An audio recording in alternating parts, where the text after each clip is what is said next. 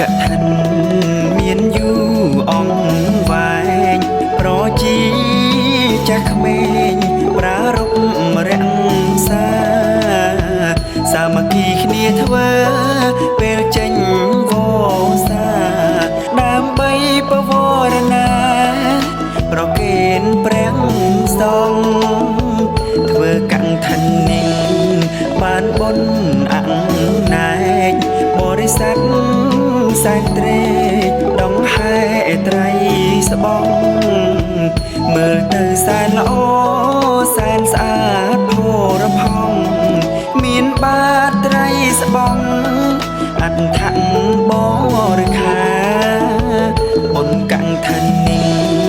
មានកាលកំណត់មួយខែត្រូវចំគឺធ្វើពុំបានញាតិមិត្តនាំគ្នាមនីគ្រប់ប្រានសាងបុណ្យនឹងបានអានិសង្ឃ5អានិសង្ឃទាំងនេះមាន5ប្រការមួយគឺសុខរូបតារូបភ្លឺសាច់ចាំបើកើតជាមនុស្សអាយុ100ឆ្នាំសាច់ឈាមនៅចាំល្អគ្មានខ្វាំងខ្វង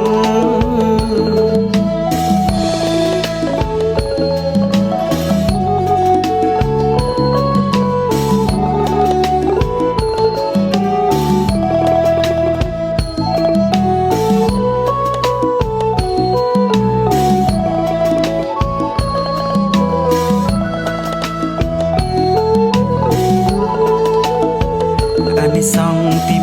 2សុវណ្ណតាពណ៌ខ្លួននេះណាភ្លឺថ្លាពរផងកើតជាមនុស្សលោកសម្បត្តិស្ដុកស្ដំសម្បុរខ្លួនសំល្អស្រងសោភីចំណែកទី3សងសន្តានាត្រង់ទ្រាយអង្គចាស្អាតដូចចន្ទ្រារៀងរើសំសួនគ្មានធាត់គ្មានហៀនិងហើយគឺជាផលបុណ្យជាក់ច្បាំងទី4នោះគឺចក្រវត្តរាជាសម្បត្តិហោហីកើតជាស្ដេចចក្រមានយងមានទ្រព្យគូគប់ល្អល្អះប្រសើរក្រៃក្រាំង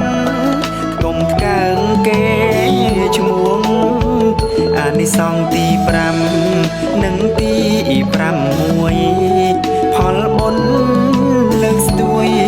ឲ្យបានសាងក្នុងហើយមានបញ្ញាឆ្លៀសឆ្លាតចាក់ធ្លុងឆ្លងបាផុតគ្រោះផុតទុកមកសា